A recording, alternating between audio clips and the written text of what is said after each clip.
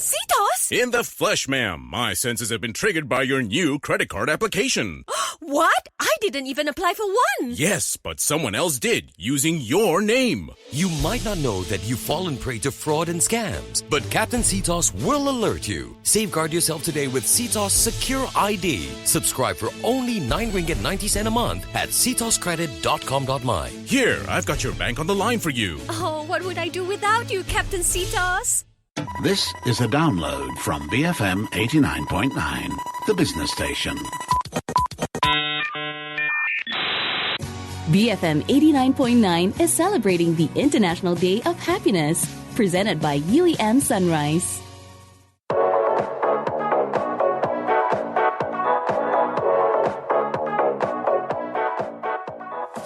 It's Fun Friday and it's also International Day of Happiness. So let's talk about machines. They're everywhere, making our lives easier, producing things, doing things, powering our lights and cooling our homes, cooking our food, and after listening to MSP's Matt Armitage, they might occasionally scare us a bit. But do we ever wonder what the machines think of it all? Happy machines, Matt? Hey, Jeff. No, I know that happiness might not be the most obvious thing to be talking about today, but, it's actually pretty crucial. On last week's show, we talked about stress and the hope that one day we'll be able to cure it. And, we are living through a very stressful period at the moment. A lot of people around the world are experiencing some kind of lockdown. Movement and liberties are somewhat curtailed. But that's all the more reason to, look for that happiness where you can find it. Maybe that's like me deciding to watch all 10 seasons of Friends all over again. Or, getting outside into the garden to do a bit of exercise while still maintaining that sense of social distance. And how does that come back to machines? Well, as you said, today is International Day of Happiness. And as you'll know, if you've been listening to BFM's programming today, the theme is Happier Together. Now, you can look at that in a few ways. Obviously, you can't go out and be happier together with people in that sense, but you can be happier with your family, spending that quality time with them, that time that you always said that you wanted to. But obviously, that's not the direction that we're taking today. I actually want to look at humans and machines and ask how we can be happier together. But do we care what machines think, especially now? Well, we'll get to the machine part shortly. One of the things that we've covered many times on the show is our frustration with machines. So while I was preparing for this show, pretty much everything stopped working. The internet slowed down completely. So the app that I use for dictating notes stopped working. I had calls and messages piling up, and at the same time, my cloud services were grinding to a halt. So you get that sense of, that growing sensation of frustration and pressure.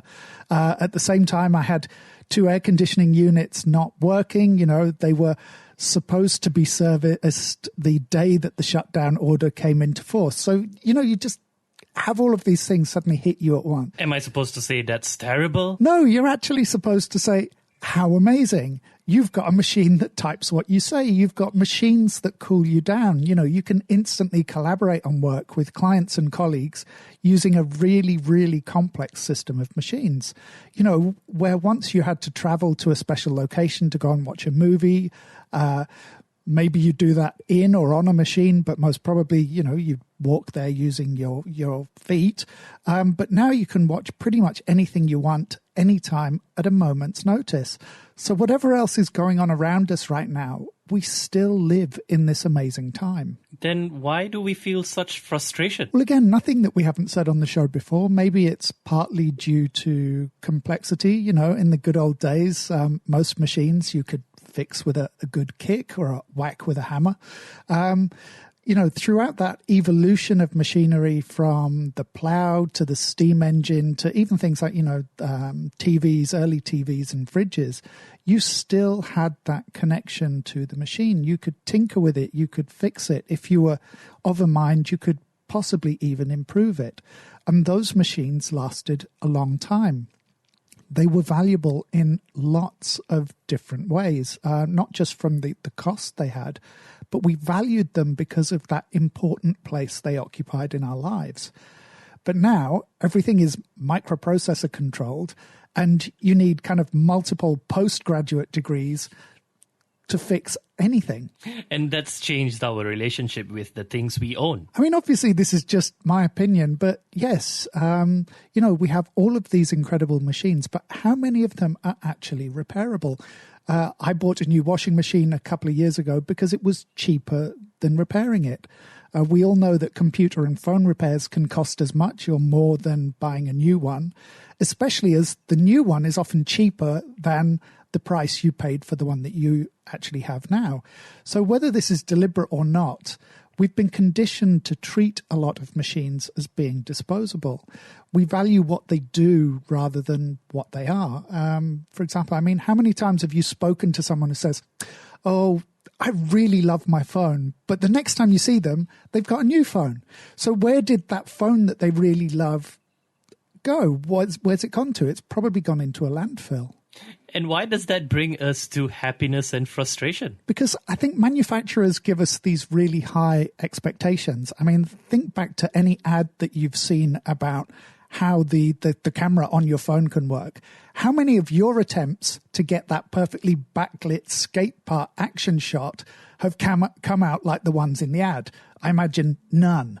Often the things we love about those machines is not actually the machine itself. It's when your phone screen freezes, it's not because the internet has paused. Everything is an intermediary now. You've got the phone hardware, the phone software, you've got the app, you've got the internet connection, you've got the ecosystem that supports that, then you've got all the web architecture. So that's just to send the message out. Then it has to reverse to deliver all the information that then gets translated back to your screen. So the real miracle is that things work so well most of the time? Yeah, I mean, the end of the world for me is the idea of my car breaking down by the side of the road, because when I was a kid, that's just what cars did. And the memory of that still gets me stressed now. But how many of us have recently experienced a proper mechanical breakdown on a car? When we do, it's usually something minor like, the battery's gone flat, or a worn out rubber seal somewhere means fluid is spraying. Most likely when we have some kind of breakdown, it's actually because we hit a pothole at 120 kilometers an hour and shook something loose. And obviously we're never going to admit that to anyone. But more than that, I think we're slightly scared of a lot of our machines now. This is supposed to be the happiness show. Well, bear with me. I mean, how often have you tried to get something to work? You couldn't, and then you pass it on to someone else, and it suddenly and immediately works perfectly. Actually, people have done that to me many times. And surprisingly, all I needed to do is just to walk up and to see what the issue is, and it just worked. Yeah, exactly. And, that person's then thinking, was it broken? Was it me? We already feel that our relationship is not a relationship of equals. And I know we can't just magic an understanding of how these machines work, but now is really a good time to sit back and make the most of those devices, of those gadgets, of those machines, and actually enjoy them. Now you're going new age again like last week. Well, I'm not calling it a silver lining or anything like that, but COVID is forcing us to re-examine our behavior. And part of that re-examination is also in our relationship with stuff. So now is the time to appreciate that stuff. So I was messaging a friend about work a day or two back. I'm not going to name any names, but hey, Joe, if you're listening, she said she'd get back to me after she cooked her lunch. And that was really so refreshing. I thought that was great. I mean, imagine a year ago, you message someone in the middle of the day and ask them to send you a file. You expect it to jump into your inbox within minutes, if not seconds, of getting that request. Now, my friend's at home, she's working, she's cooking her lunch. Did my world end because I had to wait an hour for her to finish cooking and eat? No, of course not. That's approximately 3 episodes of Friends. Well, yeah, I was on season 4 when we did last week's show. Now I'm up to season 8. But going back to the point, you know, my friend was enjoying being at home. She was enjoying being able to cook for herself at lunchtime. Most of us, you know, at lunchtime we grab something that's quick and probably not as healthy as it could be, and then we tend to eat it at a run. And I do know that not everyone is able to work from home during this period. I know that not everybody is lucky enough to get paid leave. And I really do appreciate that it just adds to the stress of these uncertain times. But it makes it even more important to, you know, enjoy that toaster or your TV or that weird Darth Vader toy you bought from a street hawker and secretly think might be slightly radioactive. I'm not going to even to think about that last comment. Let's go back to something you said earlier when you were preparing for this show and everything was going wrong. How chilled were you? I was absolutely insane with anger. If I hadn't actually been alone at that time, the world would have seen the flaming rage monster that I turned into. But the thing is, what did I then do to get over it? I used exactly the same machines and systems and networks that were making me angry to watch a video from a camera a man in Philadelphia had Pennsylvania rather, had placed by a fallen log across a stream.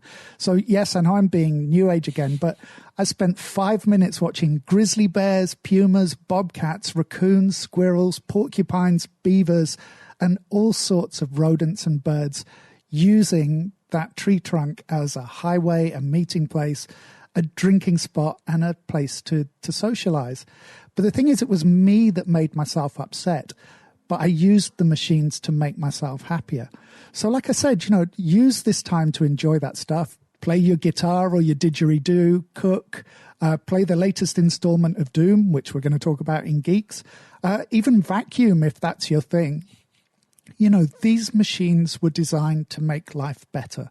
So now's the time to remember and actually make the most of them. All right, after the break, what about the machines? Stay tuned, BFM 89.9. Billions from me. BFM 89.9, the business station.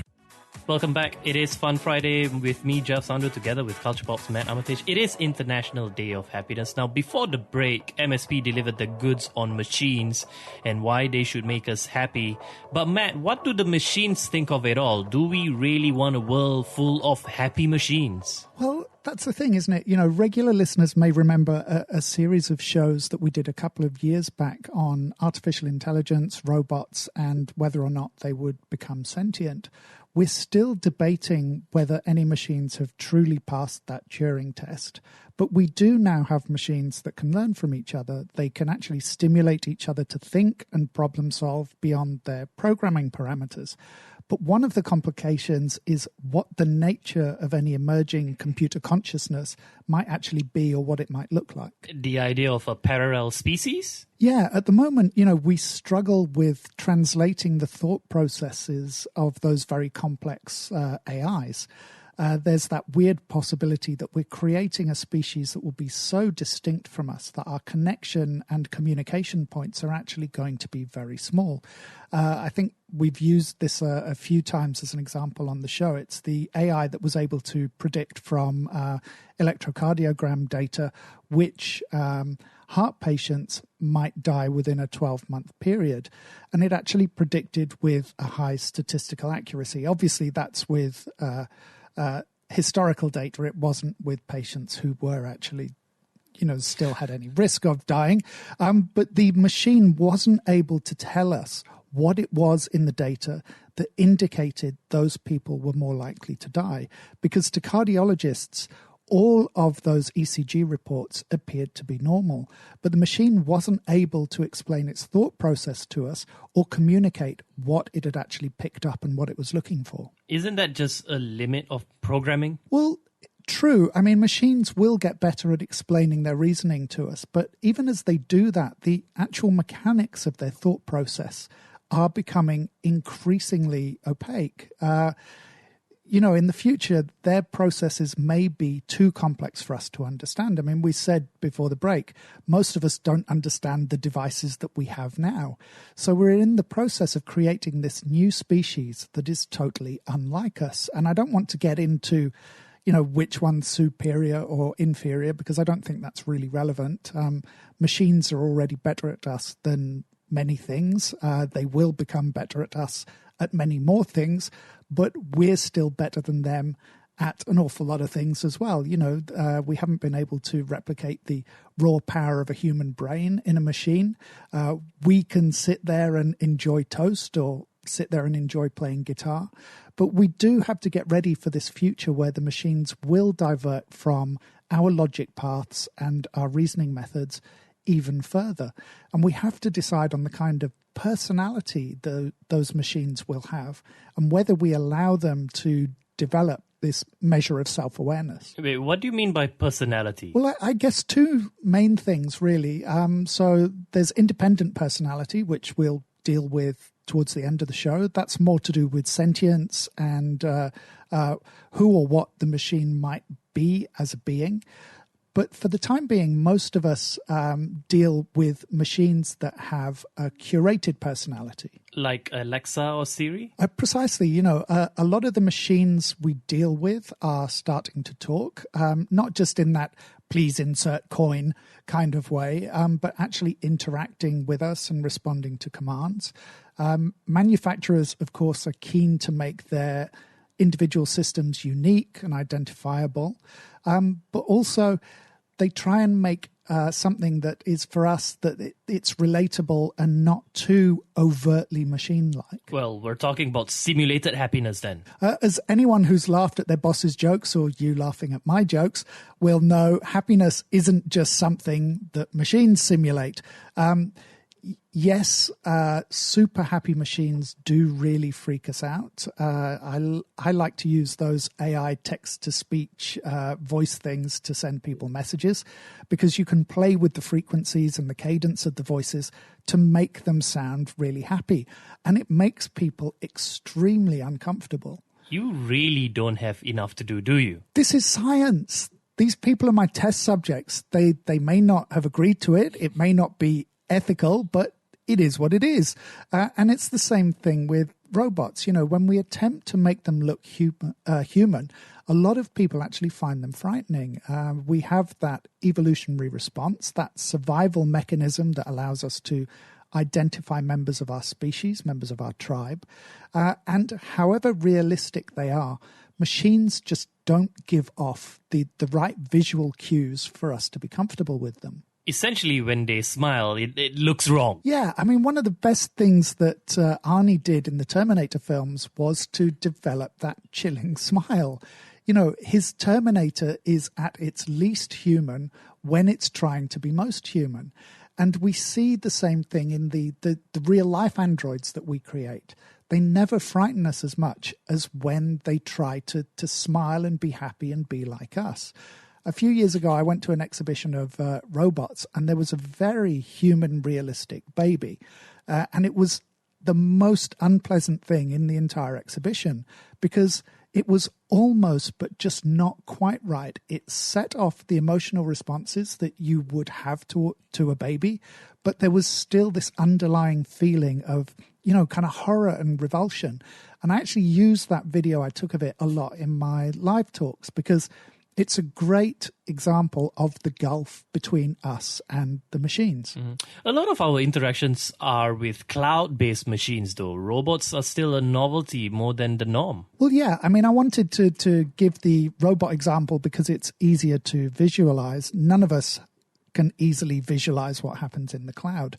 But you're right. Voice-activated machines are where we're experiencing most of these attempts at personality. So when you listen to a lot of the digital personal assistants, their voices often sound, as though they're a bit bored. When my phone says, "Okay, Matt," it comes out as, "Okay, Matt." Obviously not quite as sarcastic as me, but it's almost like it's saying, I could be calculating the trajectory of an asteroid, but sure, I'll ask your wife if she wants French beans or broad beans. Their personalities have been damped down. Because just like we can tell from faces, most machines have voices that, again, don't quite pass that human Turing test. They trigger that idea, this is not a person. Well, yeah, we feel it. It's not even a conscious decision most of the time. We even get it with those robocalls. You know instantly that it's a recorded message and not an actual person on the line, because our brain is activating and saying, this is not a person you need to interact with. And also, not all of us are happy all of the time. You don't want to say, oh, Alexa, schedule me a doctor's appointment. And then a super chipper Alexa replies that, hey, she'd love to. And she hopes you're having the most perfect day. Because at that point, you probably aren't. Whereas another person would probably pick up on the cues and modify the way they react to you. Yeah, because the cloud powering your virtual assistant doesn't have that ability to have empathy. So a neutral approach is the most obvious one to take. But we may be nearing that point where neutrality isn't a decision that we get to make. This is the sentient, self-aware machines. Yeah, and a lot of scientists are actually divided on this. Will we ever be able to create machines that are truly self-aware? Or more likely, will really clever machines create even cleverer machines that become self-aware? This is where that stuff about divergent species comes in, because there's nothing to say that those sentient machines will experience any human-like emotions or feelings. What would make them happy? That is literally anyone's guess. Maybe they will be happy doing really complex, meaningful calculations and modeling and simulations. Maybe the pursuit of knowledge and information will be their bliss. And I can't believe I said that word. But I doubt that handling my messages about supermarket trips and vegetables is going to be enough for them. So we do have to prepare for these eventualities, because these machines will be immensely powerful. I mean, they already are. But if they do make that leap, or if we decide to let them make that leap into becoming self-aware, we have to think about where they're going to sit in our human-dominated society. You really don't worry about them taking over and eliminating all of us. No, because this is the happiness show. We have to think carefully about what rights we give them and what rights they might want. Will they want to earn money like we do? Chances are probably not, but is it really a problem if they do? Should they be owned by someone? Again, probably not. We will probably have to make decisions about which systems are sentient and which aren't, because a self-aware virtual assistant is probably going to be bored at the very least, if not downright disgruntled, just like human personal assistants are. So from that perspective, we do want machines to be happy, whatever that means within their own parameters.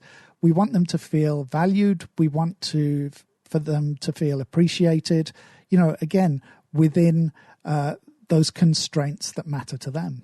And not to be fixed with a kick or a hammer. Exactly. We have to avoid the idea that these are our machines, our servants, our slaves, and we definitely have to not hit them with hammers.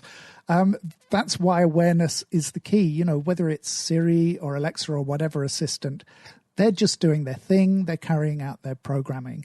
That's not actually a reason to abuse them, even if they aren't working as well as you want them to. But machines that are more than that, we're going to have to treat them accordingly. We have to be prepared. We have to accommodate them. Will they ever be our friends, Matt? They're already my friends, but we've already seen the rise of the emotional support robot. I mean, why do you think I say human-dominated society? They've been working out very well, for example, for dementia sufferers, the emotional support robots.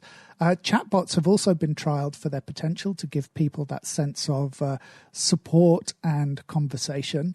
And that's even before we get to the weirdos who want to marry their what should we call them, romantic robots. I don't see real relationships between machines and people as being unlikely in the future. But I think that we have to bear in mind that those machines may not want to have those relationships with us, that our thought processes may be too slow for them. We may find them too linear, and frankly, we might find them too inhuman. But we are going to need to accommodate each other. We accommodate them, they accommodate us. And part and parcel of that is finding measures of happiness, I think, that suit everybody. There we have it. The happiness machine on today's International Day of Happiness, answering the most pressing question we have for today, which should machines be happy? Stay tuned. We'll be right back with the Geek Squawks after this BFM 89.9. This International Day of Happiness special was brought to you by UEM Sunrise. Find your happy. Thank you for listening to this podcast. To find more great interviews, go to bfm.my or find us on iTunes. BFM 89.9, the business station.